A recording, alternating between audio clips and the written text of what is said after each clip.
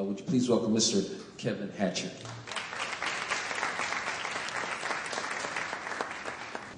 Good afternoon, everyone. First of all, I'd just like to thank you all for coming out to be a part of this magnificent call to action led by Rise Detroit. I know the First Gentleman has thanked you. I know that Luther Keith has thanked you, and several other people have thanked you, but I really want to thank you because this event is something that is very, very near and dear to my heart. I grew up on the northwest side of Detroit in a middle-income household. And actually, it's funny because I remember asking my mom once, I said, "Mom, we're middle class, right?" And she looked at me and she laughed. She was like, "Middle class? No, we're poor." So, so maybe we weren't exactly middle class, but I didn't feel that poor. And when most people look at me, they see a well-educated, intelligent, incredibly handsome, of course, young black man headed for success.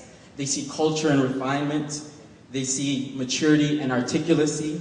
They see a product. They don't see the process. What they don't see are the numerous individuals who have contributed and continue to contribute to my growth and development as both a man and a leader. Paul Robeson Academy was an adjustment for me, to say the least. Being what you might call a mama's boy, I was not used to the discipline and structure, and I certainly was not used to having so many men in my life. Needless to say, I didn't like it very much at first. The Paul Robeson way was to be on time, on task, and on a mission. Everything from our white uniforms and our black leather shoes to our minds and our hearts were expected to be crisp and polished.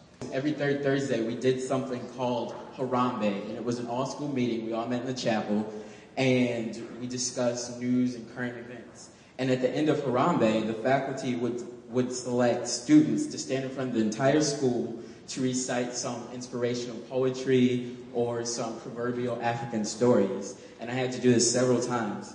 And my favorite of these stories was, "I am somebody." And it started out, "I am somebody. I may not look like everybody, but I am somebody." And it goes through and it finishes, "If you want to love somebody, love me. If you want to help somebody, help me. I am somebody. You are somebody, and don't you ever forget." And I did this on a monthly basis all the time. And I think that pretty much sums up what my and your roles are as mentors. There's so many people in Detroit who don't feel like somebody.